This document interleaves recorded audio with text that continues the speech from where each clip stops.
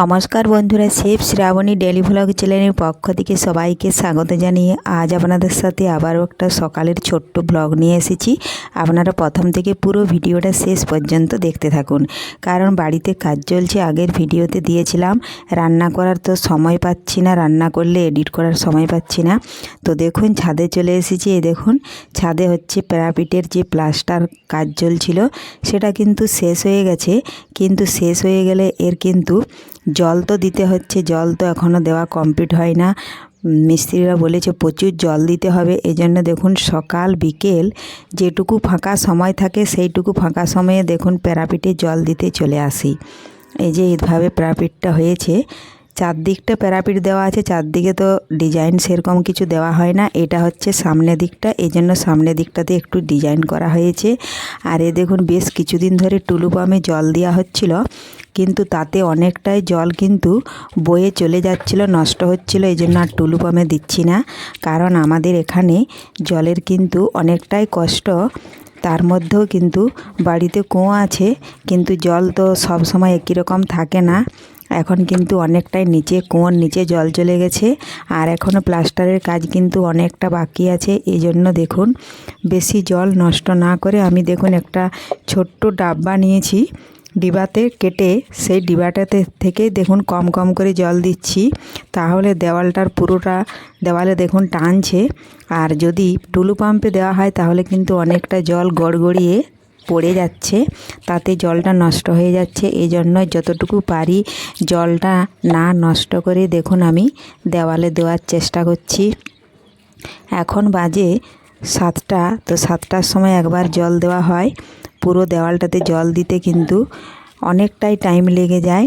আবার নিচ দিকে যে দেওয়ালটা প্লাস্টার হয়েছে সেটাতেও কিন্তু জল দেওয়া হয় এর নিচে। আগে এই যে এটাতে দিয়ে দিচ্ছি। এই দেখুন বালি কত তোলা ছিল, বালি কিন্তু কমে গেছে। আর এ দেখুন জল দেওয়ার কাজ কমপ্লিট হয়ে গেছে। এখন আমি কিছু ফুল তুলে নিচ্ছি, কারণ এতটা উপরে আর সব সময় তো ওঠা হয় না। চান করে যখন পুজো করব তখন কিন্তু আর এতটা উপরে আসতে মন যায় না, সময় এর অভাব কিন্তু অনেক। একেই ছোটোবেলা, সময় তাড়াতাড়ি চলে যাচ্ছে। এই জন্য দেখুন আমি জল দেওয়া হয়ে গেছে, নিচে নেমে যাব। ফুলগুলো তুলে নিয়েছি।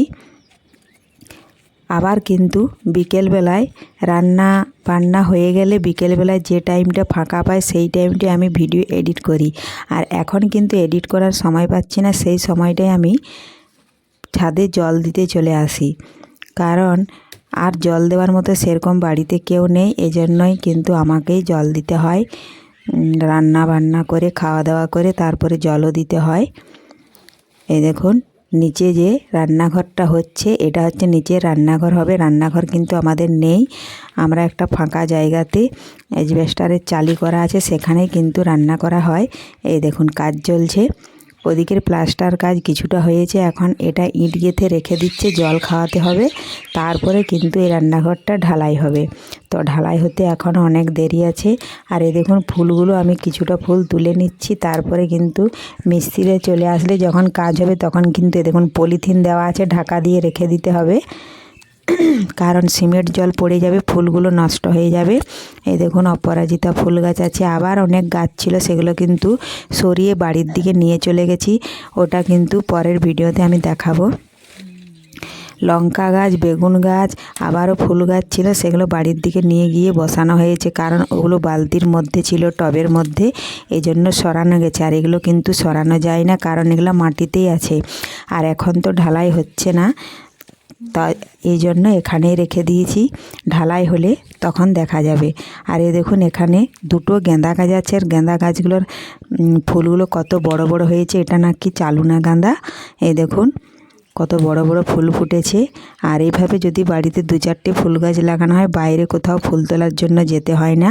এ দেখুন জবা গাছও আছে, অনেক গাছ কেটেও দিয়েছি। তো আজকের এই ব্লগটি ভালো লাগলে লাইক, শেয়ার, সাবস্ক্রাইব